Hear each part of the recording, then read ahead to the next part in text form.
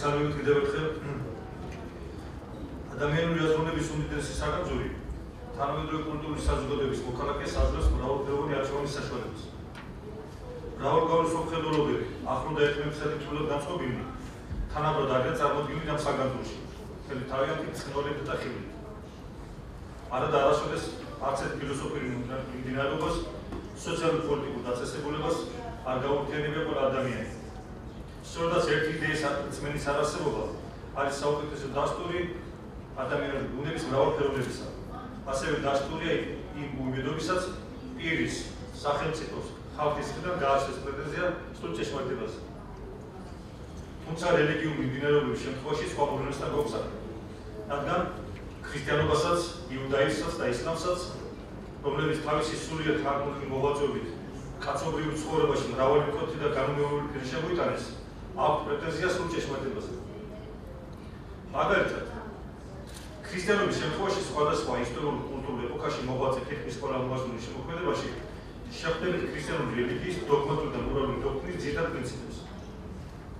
რეფორმაციის შემდგომი პერიოდის ევროპელი სოციალისტი თეორეტიკოსები სამართლებრივი უწყობის დასამკვიდრებლად სწორედ ქრისტიანული იდეებით ხელმძღვანელობდნენ და თავიანთ ცნობებში ჰუმანიზმის, ფილოსოფიურ, ეთიკურ, სოციალურ-პოლიტიკურ საკითხებს ეხმიანებოდნენ. ამ მხრივ აღსანიშნავია ფრანგული უტოპიური სოციალიზმის ცნობილი წარმომადგენელი სენ-სიმონ და შარლ ფურიე, რომლებიც ქრისტიანულ სოციალიზმს გადაგებდნენ. მაგალითად, გრაფი ანდრი სენ-სიმონი თავის ფუნდამენტურ სოციალისტურ შრომებში სწორედ ქრისტიანულ მოძღვრებას ეყრდნობოდა და სოციალიზმს ახალი ქრისტიანობის განხორციელებად განიხილავდა. რაც შეეხება 19 საუკუნეების დიდ პოლიტიკურ მიმდინარეობებს, ისინი თავიანთ თეორიულ მოდელებსა და საპროგრამო დებულებებს სწორედ ქრისტიანული რელიგიის უნივერსალური კატეგორიებით ჰუმანურობა, თავისუფლება, თანასწორობა თვლითამდნენ. ანუ ყოველი მათგანი საკუთარი სოციალური დოქტრინის დასაყრდას ქრისტიანულ ძლეობაში ხედავდა.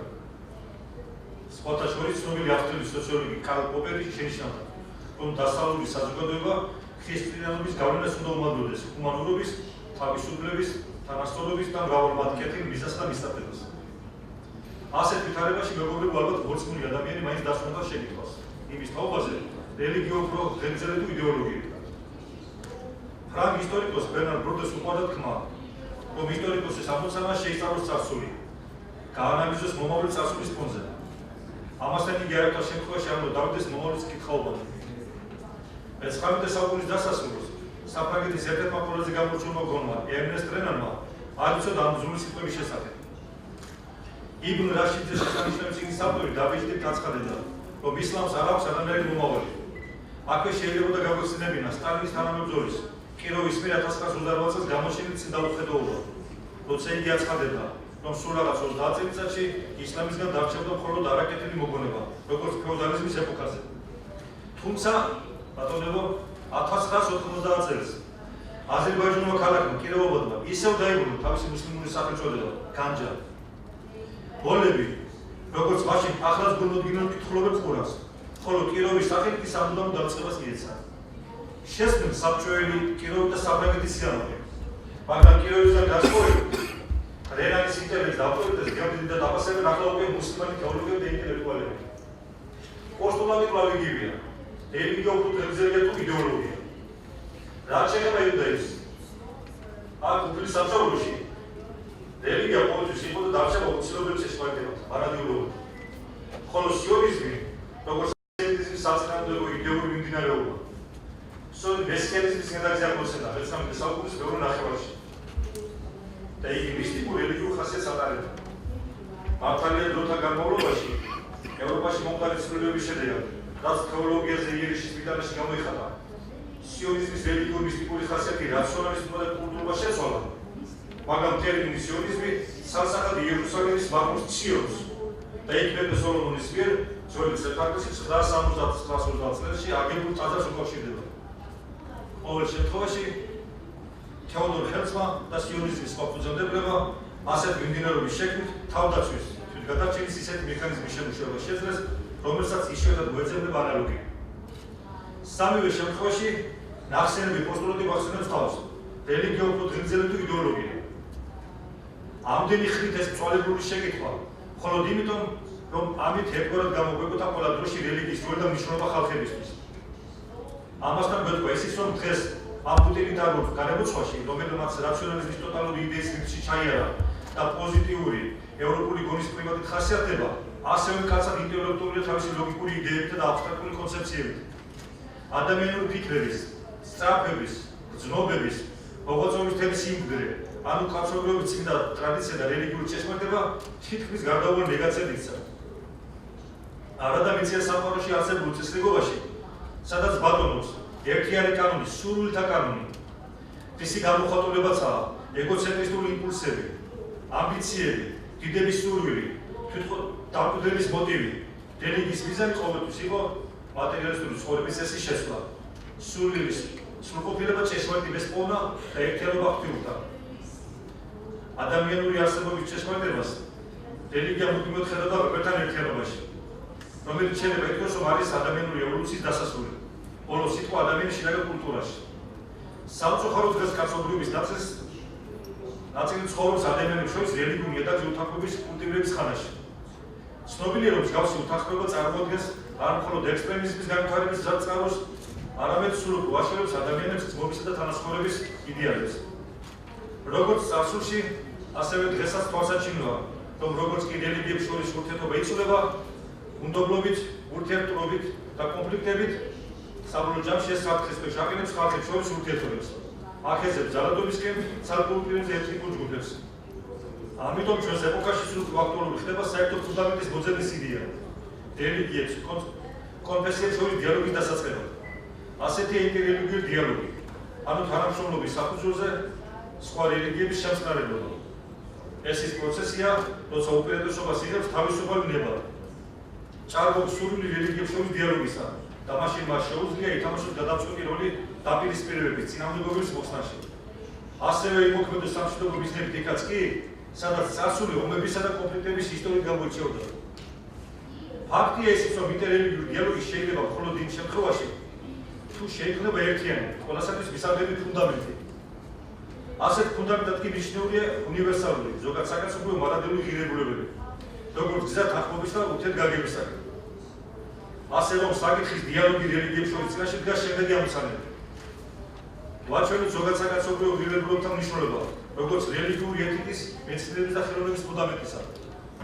ვაჩვენოთ შესაძლებლობა და აუცილებლობა რელიგიებს, მეცნიერებას, ხელოვნებას შორის დიალოგისა, საერთო ფუნდამენტის, ზოგად საკაცობრიო ღირებულებათა საფუძველზე. და ბოლოს ვაჩვენოთ მაგალითი ასეთი დიალოგისა. რაც შეეხება საქართველოს ბატონებო, ჩვენი ქვეყანა მრავალნაციონალური, მრავალკონფესიური სახელმწიფოა. ძირითადად ისტორიულ კონფესიებად აღიარებულია ქრისტიანობა, იუდაიზმი და ისლამი. მათ მნიშვნელოვანი როლი შეასრულეს საქართველოს სახელმწიფოებრივ ჩამოყალიბებაში. სწორედაც ისტორიული რელიგიების გამაერთიანებელი როლის წყალობით შენარჩუნებული იქნა ნაციონალური კულტურის უნიკალური ერთობა და მრავალფეროვნება. საუკუნეების მანძილზე საქართველოში მცხოვრების სხვადასხვა ეროვნების ძალისხმევით შეიქმნა ღირებულებათა თვითმყოფადი სულიერი სისტემა. ცხოვრების ნორმები, პრიორიტეტები, როგორც მართლმადიდებლობა, ისლამი, იუდაიზმი, ასევე სომხური და კათოლიკური რელიგიები ყოველთვის იყო ქართული საზოგადოების რელიგიური და კულტურული ცხოვრების შემადგენელი და განუყოფელი ნაწილი. ისინი დღემდე იკავებენ მნიშვნელოვან ადგილს ქართული საზოგადოების სულიერ, კულტურულ, ეთნოკულტურულ და პოლიტიკურ ლანდშაფტში. ბოლო წლებში ქართულ საზოგადოებაში მიმდინარე დემოკრატიზაციის პროცესმა მნიშვნელოვნად დაამაღლა ჩვენი ქვეყნის მოქალაქე და რელიგიური ცნობიერება. გაათავისუფლა ისინი წარსულის მემკვიდრეობისაგან, ათეიზმის ბატონობისაგან. ათეიზმისა და მარქსიზმის დოგმების მრავალწლიანი დიქტატის დასრულების შემდეგ საქართველოს კონსტიტუცია ხდება გარანტორი თითოეული მოქალაქის სინდისა და რელიგიური აღსარებლობის თავისუფლებისა, რაც ძალიან მნიშვნელოვანი იყო სამართლებრივი საზოგადოების დასაშენებლად. ეს კი თავის მხრივ რელიგიებს და კონფესიებს აძლევს შესაძლებლობას დაიკავონ ჯეროვანი ადგილი სათანადო მდგომარეობა ქართულ ფასეულობათა სისტემაში. ამან ხელი შეუწყო საზოგადოების კონსოლიდაციას და ქართული სახელმწიფოს ერთიანობის განმტკიცებას. თუმცა უნდა ითქვას ისიც, რომ ამ ფონზე, როგორც ქვეყნის შიგნით, ასევე მის გარეთ არსებობენ ძალები, რომლებიც ცდილობენ ისარგებლონ ჩვენი ქვეყნის დროებითი სიძნელეებით და ამ სფეროში ითამაშონ დემასტაბილიზებელი როლი. როცა ამ ადამიანებზე ვსაუბრობ და ვფიქრობ, პირველ რიგში მე ჩვენი ქვეყნის მოქალაქეებს გულისხმობ, საკუთარი ეგოთი დაბრუნებულ ადამიანებზე, რომლებსაც საკუთარი თავი ასეთ სტატუსში ჩაიყენეს მშობლიური კონფესიისა და რასტაურია ქვეყნის წინაშე. ეს უბრალოდ დანაშაულია. მაგრამ როგორც ჩანს, ეს მათი არჩევანია. ოღონდ ძალიან ცუდი არჩევანი. ვაგიანები მასაცნობ ხშირ შემთხვევაში მათ ასეთ გააზრებულ ქმედებებს და გამოხმობებს არც დღემდე და მით უფრო არც მომავალში ბუდისტური სიმშვიდით ნამდვილად არ შევხვდები. გულწრფელად გეტყვით, რომ ხშირად მახსენდება ჯორჯ ბენჯამინ კლემანსის ცნობილი გამონათქვამი, როცა ისამბულდა, რომ მას სიგიჟემდე უყვარდა საფრანგეთი, მაგრამ ჭირის დღესავ ეზიზღებოდა ყოველი ფრანგი. ეხლა ძალიან მომიდა მისი გამონათქვამის პერიფრაზირება და ვიტყვით, რომ მე როგორც მოქალაქეს ამ სამსახურის ხელმძღვანელს მიყვარდა პატრიოტიზმი ყველა რელიგიას, კონფესიას, მაგრამ არ მიყვარდა ბოლომდე ვიბრძოლებ ყველა იმ ადამიანის ჯგუფის მიმართ, ვინც ინტერრელიგიური დიალოგის მტერია და ამით შეგნებულად ძირს უთხრის ქვეყნის ერთიანობას. ეს ჩემი როგორც მოქალაქის, ასევე როგორც ბუნებით დემოკრატია ადამიანის სრული მგზავრობაა მიანიშვის დათვალ. ასეთ პირობებში კი რელიგიებს და რელიგიურ მოღვაწეთა როლი მშვიდობისა და სტაბილურობის შენარჩუნების საქმეში სულ უფრო იზრდება. ამიტომაც არის უმნიშვნელოვანესი ქართული სინამდვილეში ინტერრელიგიური დიალოგი. იგი გახლავთ ქართული საზოგადოების სტაბილურობის მიღწევის ერთ-ერთი გარანტი.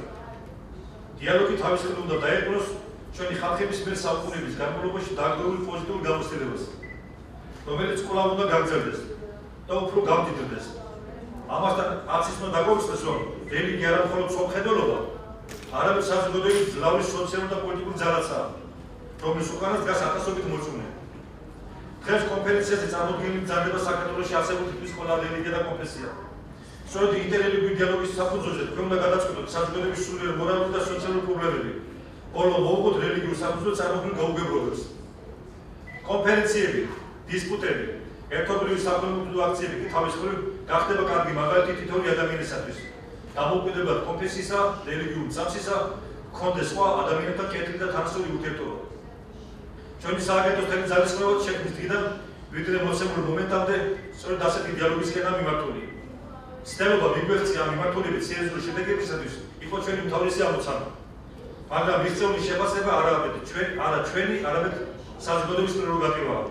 და ბოლოს, რადგან მოცემულ მომენტში წარმოადგენს სახელმწიფო ჩინოვნიკს, არ მაქვს უფლება არ გამოხატოს გამოვლენებელი რკინიგზელი, რასაც განვიცით ჩემი ქვეყნის ტერიტორიულ მთლიანობასთან დაკავშირებით. თუ ამას იმასაც დავუმატებთ, რომ არც ინტერრელიგიური დიალოგი ამ პრობლემის გადაჭრის საქმეში ერთ-ერთი ბოლო მექანიზმი, ვიტყვი, რომ სამშობლო, სამართლიანობა, ღირსება ის საბაზო მცნებებია, რომლებიც უნდა გახდეს საფუძველი საერთო ეროვნული დიალოგისა ჩვენ აფხაზ და ოს ძმებთან. დადგა დრო, შევუვიდეთ ისტორიას, გავიაზროთ წარსული, შევხვდეთ დროთა შორის გაწყვეტილი ჯაჭვი, მხოლოდ მაშინ ვიგრძნობთ თავს იმ ნაციად, რომელსაც აქვს საერთო სამშობლო. მადლობთ ყურადღებისათვის.